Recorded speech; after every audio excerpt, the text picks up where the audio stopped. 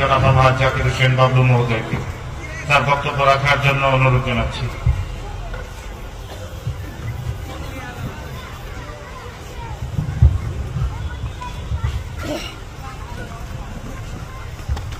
বিসমিল্লাহির রহমানির রহিম। মুক্তাগাছা উপজেলা ও পৌর বিএনপি কর্তৃক আয়োজিত আজকের এই স্মরণ সভার সম্মানিত সভাপতি, মুক্তাগাছা উপজেলা বিএনপির আহ্বায়ক জনাব হাবিবুর রহমান খান রতন, উপস্থিত আছেন ময়মনসিংহ দক্ষিণ জেলা বিএনপির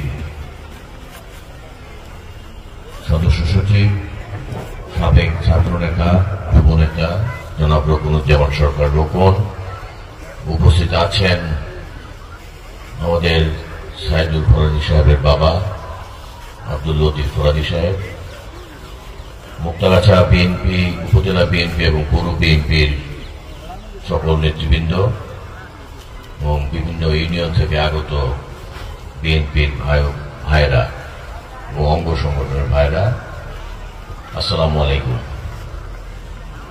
আজকে আমরা সাইদুল ফরাজি স্মরণ সভার জন্য এখানে সবাই উপস্থিত হয়েছি। আমি আসলে খুব ছোটবেলা থেকেই সাইদুল ফরাজিকে চিনি। আমরা যখন 96 সনে মোশাররফ সাহেবের ইলেকশন করতে আসি তখন হয়তো 10-11 বছর বয়স হবে সাইদুলের। ইলেকশন করার সুবাদে আমাদের বিভিন্ন বয়সের লোকদের সাথে কথা বলার সুযোগ হয়, অনেক বাচ্চাদের সাথেও কথা বলার সুযোগ হয়।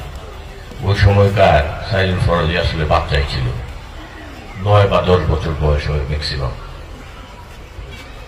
সেখান থেকে একটা ছেলে দীর্ঘদিন সংগ্রাম করে ছাত্র দলের বিভিন্ন স্তরের নেতা হয়েছে, কলেজের নেতা হয়েছে, পৌর ছাত্র দলের নেতা হয়েছে, তারপরে উপজেলা ছাত্র দলের নেতা হয়েছে, যুব দলের জেলা নেতা হয়েছে। সবই কিন্তু সংগ্রাম। আমরা কিন্তু এখানে অনেক নেতা উপস্থিত আছি, সবার নামের পিছনে কিন্তু পদ নাই, নেতা কিন্তু আমরা অনেকেই। এই নামের পিছনে পদ কিন্তু এমনিতেই হয় না, সংগ্রাম করতে হয়। এই সংগ্রাম কিন্তু বিরোধী দলের সাথে সংগ্রাম না, নিজের দলের নেতাদের সাথে সংগ্রাম করে পদ নিতে হয়, যোগ্যতা অর্জন করতে হয়। সাইদুল ফরাজি সেই সংগ্রাম করেই ছাত্রদল এবং যুব দলের নেতা হয়েছিল। সে একটা ভালো সংগঠক ছিল। তাদের নিজেদের ভিতরে যখনই কোন ধরনের কোন্দল হয়েছে, আমরা দেখেছি একটা জিনিস, সেটা কিন্তু দলরে কখনো এফেক্ট করে নেই, নিজেদের ভিতরে থেকেছে। আমরা কিন্তু সেটাই আশা করি। আমরা বিএনপির পদের জন্য লড়াই করব, সেই লড়াইটা বিএনপির ভিতরেই থাকবে, বা ছাত্র দল কোনো একটা পদের জন্য লড়াই করবে, সেটা ছাত্র দলের ভিতরেই থাকবে। সেটা যেন পাড়া প্রতিবেশী না জানে বা বাইরের লোকরা যেন না জানে, সেরকম ভাবে আমাদের রাজনীতি আমরা করি। সাইদুল ফরাজি সংগ্রাম করে এই জায়গায় এসেছে, সংগ্রাম করে পদ নিয়েছে। আজকে আমরা তার জন্য এখানে সমবেত হয়েছি। আমাদের জেলা বিএনপি সদস্য সচিব সাহেব একটা সুন্দর কথা বলেছেন যে এটা একটা এক্সাম্পলারি অনুষ্ঠান। আমরা সবাই কিন্তু মারা যাবো এখানে যারা আছি, যারা নেতা, যারা কর্মী, যারা এখানে এসেছি, আমাদের মৃত্যু কিন্তু সবারই নিশ্চিত।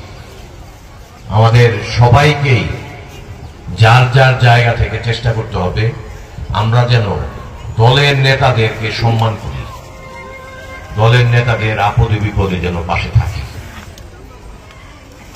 রাজনীতিতে কোনো পদ কিন্তু ক্ষণস্থায়ী না। আজকে পদ থাকবে, 2 বছর থাকবে, 3 বছরের মাথায় সেই পদে আরেকজন চলে আসবে, এটাই রাজনীতির নিয়ম। কিন্তু আমাদের যে সামাজিক বন্ধন, আমাদের যে রাজনৈতিক বন্ধন, আসলে কি, আমাদের পরিচয়টা কি? আমরা যারা এখানে আছি আমরা যারা বিভিন্ন ইউনিয়ন বিএনপির নেতা বা অমুক ছাত্র দলের প্রেসিডেন্ট বা অমুক যুব দলের নেতা, আমাদের যদি এই পরিচয় যদি না থাকতো, বিএনপি যদি আমাদেরকে এই পরিচয় না দিত, আমাদের থেকে কত বড় বড় মানুষ মুক্তাগাছে আছে না, কত বড় ব্যবসায়ী আছে, কত ধন সম্পদওয়ালা মানুষ আছে, তাদেরকে কিন্তু মানুষ চিনে না। মানুষ চিনে বিএনপির নেতাকে, মানুষ চিনে ছাত্র দলের নেতাকে, মানুষ চিনে যুব দলের নেতাকে।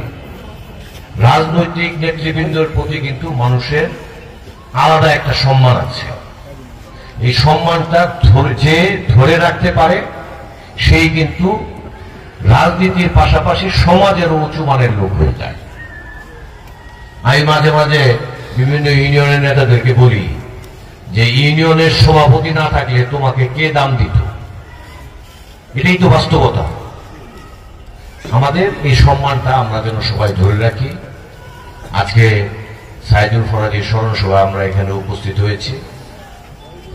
সর্বোচ্চ বড় জিনিস যেটা, আমাদের যে দীর্ঘদিনের সংগ্রাম, এই সংগ্রামে আমাদের সকলের সাথে সাইদুল ফরাজীরও যে ত্যাগ, যে তিতিক্ষা, তার ফ্যামিলির যে সাফারিং, এটা আমরা আর ফিরিয়ে দিতে পারবো না। কেউ ফিরিয়ে দিতে পারবে না সাইদুল ফরাজীকে। আমরা যারা জীবিত আছি তাদেরটা হয়তো কম্পানসেট করা যাবে, কিন্তু যে চলে গেল আমাদের কাছ থেকে তাকে কিন্তু আর ফিরিয়ে দেওয়া যাবে না। আমরা তার ফ্যামিলিকে সম্মান দিই। তার বাবা এখানে উপস্থিত আছেন, তার ভাই এখানে আছেন। আমরা আমাদের দল থেকে যদি তাদেরকে মূল্যায়ন করি, সাইদুল ফরাজীর দুটো ছেলে আছে, একটা মেয়ে আছে, আমরা তাদের জন্য দোয়া করি। আল্লাহ যেন তাদেরকে এই শোক সইবার শক্তি দেয়, তার সকল তার ফুল ফ্যামিলিকে যেন এই শোক সইবার শক্তি দেয়। খুব অল্প বয়সে, খুব অল্প সময়ে সে পৃথিবী থেকে চলে গেছে। এটাই আমরা সবাই আশা করি, আমাদের একটা বয়সের পরে মারা গেলে আমরা মনে করি সেটা